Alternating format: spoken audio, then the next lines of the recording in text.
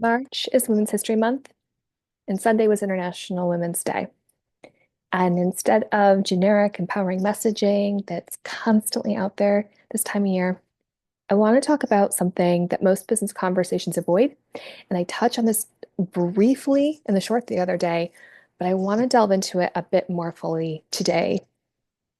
But first, hi, I'm Tiffany Zehara, and I specialize in bringing humanity back into business by stopping the compartmentalization and bringing your whole self into your work so that you can confidently do what you're here to do in the world.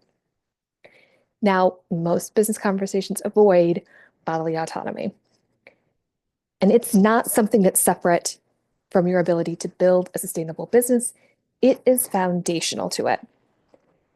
Most of the time, when you're talking about bodily autonomy, it's in reference to medical or reproductive contexts, access to healthcare, reproductive rights, freedom from violence. And this is absolutely critical. They're constantly under threat.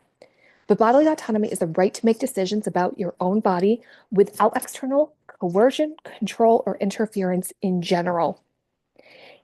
It also shows up in how you're able to run your business.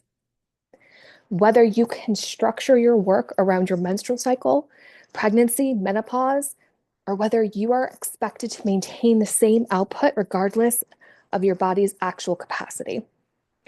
Whether you can take time off when your body actually needs the rest, or whether you're penalized for not being constantly available. Whether you can make decisions based on what feels right in your nervous system, or whether you are taught to override your intuition in favor of data-driven strategy. Every time you override your body's signals to meet the external business expectations, you're experiencing a loss of bodily autonomy. This is an important conversation across the board, but women are disproportionately affected by policies and cultural conditioning that deny bodily autonomy. We are more likely to be the primary caregivers, which means our business capacity is directly tied to reproductive health access, parental leave policies, and childcare availability. And I know this firsthand because sometimes I have to record or take meetings with my son on my lap, and that's just life. But we're socialized to prioritize everyone else's comfort over our own needs, which shows up as chronic people pleasing, over delivery, and porous boundaries in business and in life, but specifically we're talking about business here. We're conditioned to make ourselves smaller, more accommodating, less expensive, which directly impacts our pricing, positioning, and willingness to take up space. We're taught that our worth is conditional on our productivity, appearance. You'd just be so much prettier if you smiled. Oh, isn't that cringe? And every woman, I think, knows that.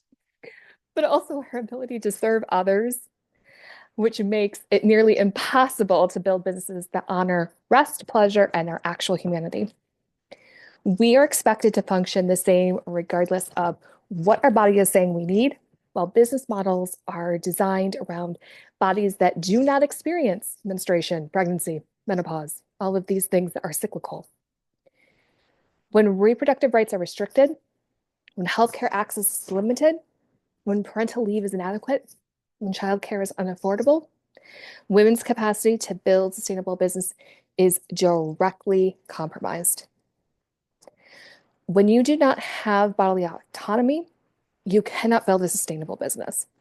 You cannot structure offers around your actual capacity if your capacity is dictated by external forces beyond your control.